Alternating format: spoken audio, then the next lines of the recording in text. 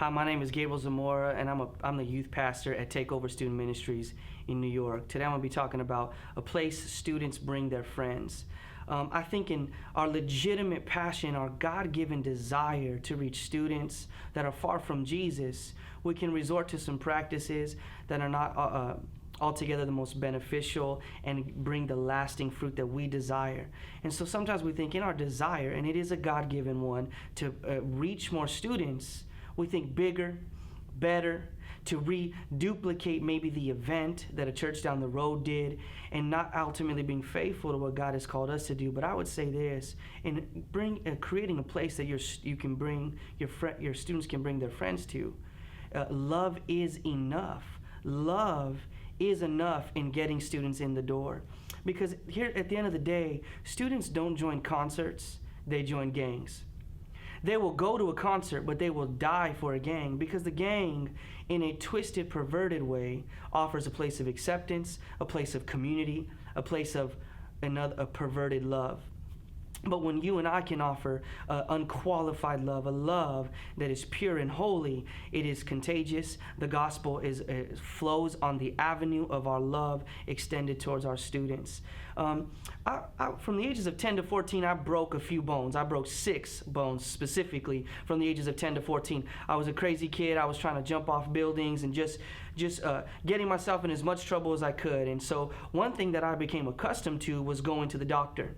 And what I found out is that when I would break a bone, my hand would swell up.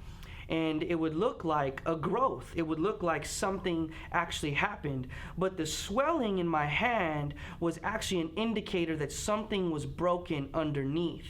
But it wasn't legitimate growth. Growth you would see in our muscles from constant resistance or pressure coming back towards us. Growth that comes over time, that comes the right way. But it was something broke suddenly and it created a swell. I think when we fall into the trap of bigger, better, faster, a greater event, we run into this trap that we can see swells and ascribe to them that that's growth. But when the event is over, what we find is it was just an event. And the swell was an indicator that something was actually broken. But through time, when we're in the lives of our students, when we love people, when we love hard, a culture that that says this: love is patient, it's kind, but it's also hard in that it doesn't quit. It's unrelenting in its pursuit of who it's ascribing its love to. When we can love hard, we see growth and not just a swell. In Luke chapter 10, the Pharisees come to Jesus and say, "What is the greatest commandment?" And they say, "Well, to love our neighbor and ourselves." He says, "Rightly you have said." And this is what the religious mind usually does. It tries to think, okay, we're supposed to love people. I get it, Pastor. I get it, Jesus. We're supposed to love people. So then the religious mind wants to say, well, let me qualify love. Well, then who do we love? Who is our neighbor? The Pharisees pose this question to Jesus. Jesus gives this response. He goes into a parable about a Good Samaritan. Now you can go and read this. This is in Luke chapter 10, verses 25 through 37. But I will give us some points out from this moment that I believe will service us in building our youth ministries, creating a place where our students can bring their friends, and creating a culture that loves hard. He tells the story of a Good Samaritan that gets beat up by bandits and left on the side of the road.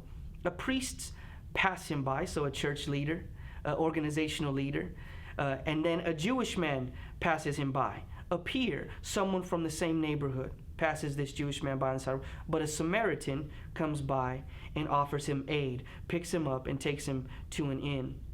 3 points I want to extract from this text, and that is this. In when we are loving people and things we need to implement in our youth ministry, and that's number 1. No history, no problem. You see, love doesn't need history. It just needs a choice. The Samaritan has no history with this Jewish man. They are from different theological views. They're from different geographical places. They are from different neighborhoods, if you will. So these two men do not have history with each other, but they can still love each other. Because the world says this: we usually ascribe love to someone we've known for a long time. But in the kingdom, love doesn't start with history. It grows with history. Love starts with a choice. So when students walk in the door, do they feel loved? From the moment they walk in, do they feel loved? Do they feel accepted? Do they know this is a place that they can come and bring their friends and know that their friends are loved. Because no history, no problem. Number 2, differences, that's okay. The Samaritan and Jewish man had differences, theological differences, like we've already stated. They were from different places. Socioeconomically, they were probably from different places. They were from different neighborhoods. They were enemies of sorts, if you will. They had different beliefs. But in the kingdom, differences, that's okay. So we can love the students that have an alternative lifestyle when they come into our doors. Because in the kingdom, you don't have to believe to belong. You belong before you believe. You belong because I love you, because I accept you. Now, do we deal with sin issues? Of course. Are we going to deal with those problematic mindsets? Of course. But differences don't stop us from extending love. So number 2, differences, that's okay. I love you anyway. So number 1, no history, no problem. Number 2, differences, that's okay. The third thing we see is that you haven't chosen me, well, I choose you. He was a beaten up man on the side of the road, and he could not choose the Samaritan man, but the Samaritan man chose him.